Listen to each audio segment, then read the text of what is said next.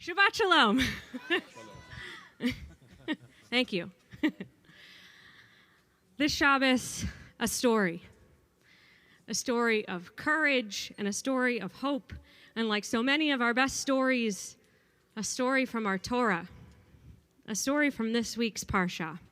But in order to tell this story, you're going to have to warm up your mouths because we're going to say some very difficult names together. This story is the story of, we usually say, Bnot Tzlaf Echad, to which you say, God bless you. Thank you. That was an accident.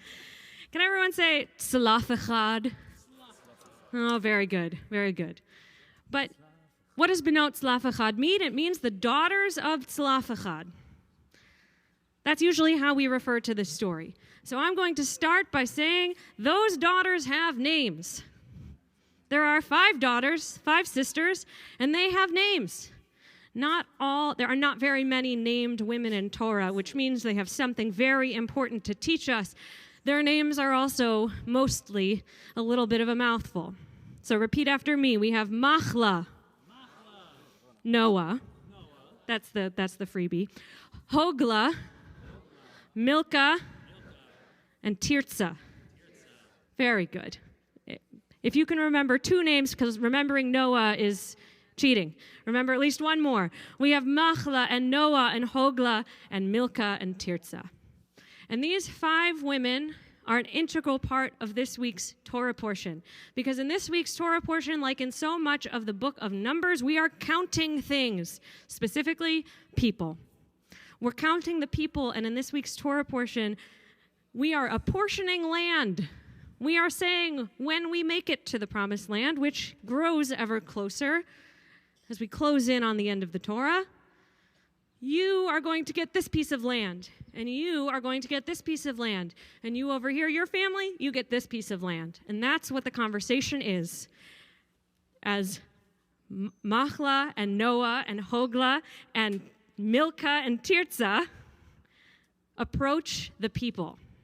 These 5 women stand not just in front of Moses, who hears all the petitions of the people. They stand in front of Moses, as well as Eleazar, the high priest, as well as all the chieftains of the people, as well as the entire assembly of the Israelites at the front of the tent of meeting. That's a lot of people, a story of courage. And they stand up and they ask something. They ask a question. And they make a petition, and they say, our father, Tzlaf Echad, he had no sons. He had us, 5 daughters. Why should that mean that his land should disappear? We should be able to inherit our father's land that was apportioned to him. He died in the wilderness, but we live. And when we get to the land, should we not inherit the land that was meant for him? At the time, this was big. Women did not inherit land. It's still big. Go back a couple of decades and women couldn't have their own credit cards. It's still big. Women couldn't inherit land, so they went before the leader of the people and the leader of the religious life, the priest, and the chiefs, the heads of the communities, and all of the people, and said, this is not fair. We should get to inherit land. So Moses does what Moses does, which is to go to God and bring their petition before God. And God says, their request is just. Their request is fair. They will inherit the land that was apportioned to their father. And by the way, this isn't just them. This sets a precedent because God goes on to say, when someone does not have sons, their land will go to their daughters. Now, as a daughter and as an only child, this is huge. This is huge. Women can inherit. What is so courageous about these 5 women? Not just that they had the guts to go before all of these people, not just the people at the top, and not in a closed room, but in a huge space full of all the people listening to their request. That takes courage no matter what you have to say. But they had the courage to believe that something that had never happened before could be possible.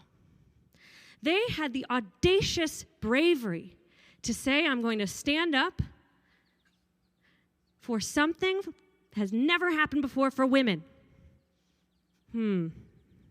Something that has never happened before for women. That is audaciously courageous. That is bravery. It's a good story because the characters have good names. It's a good story because it has a good outcome. And it's a good story because it can inspire us.